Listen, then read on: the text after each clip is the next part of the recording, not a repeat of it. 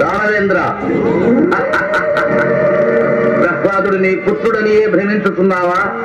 వరప్రసాది అయిన నిన్ను కబలించుటకు మృత్యువునకు వేరు మార్గము లేక నీ పుత్రుని రూపమును జనించినది. నీలో పుత్రవాత్సల్యం ఉద్భవింపజేసినది. ఆ పుత్రవాత్సల్యమే నిన్ను కృంగదీసి క్రమముద కుసింపజేయుతున్నది. నీకు మరణము తప్పదు.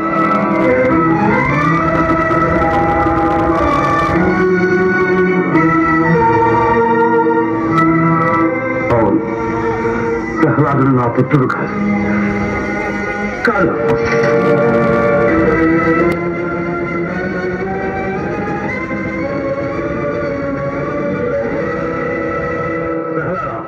నిజము చెప్పుము, ఎవడవు? సృష్టిలోని అనంత కోటి జీవరాశులలో నేను ఒకడను. కాదు, నీవు మృత్యు. అది నీ భ్రమ. కానీ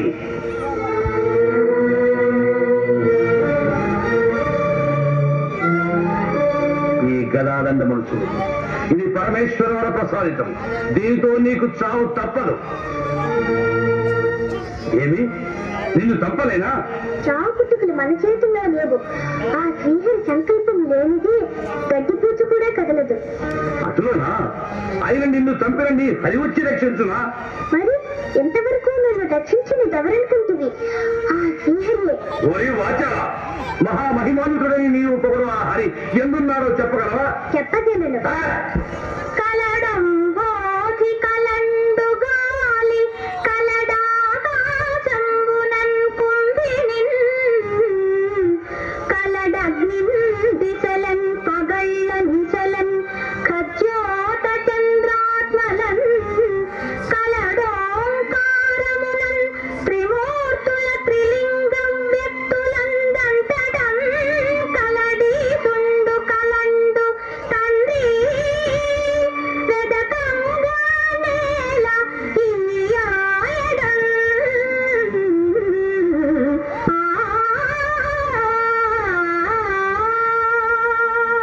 అంతలో కలరా? ఆయన నీ హరిని స్తంభములు చూపగలవా? హిందుగలడందు లేడని సందేహము వలదు. చక్రి సర్వోపగతుండు ఎందెందు వెదకి చూచిన అందందే గలడు దానవాగ్రని వింటే.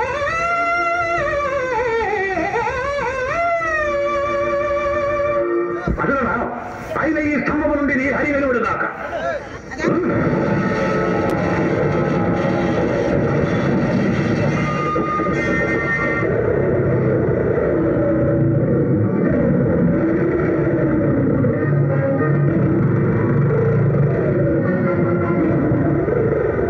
ఏమి యుద్ధ రూపం? నీవా హరి?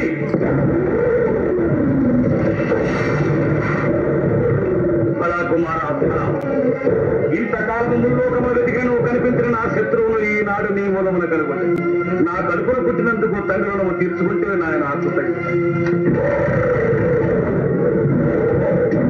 మాయాలి,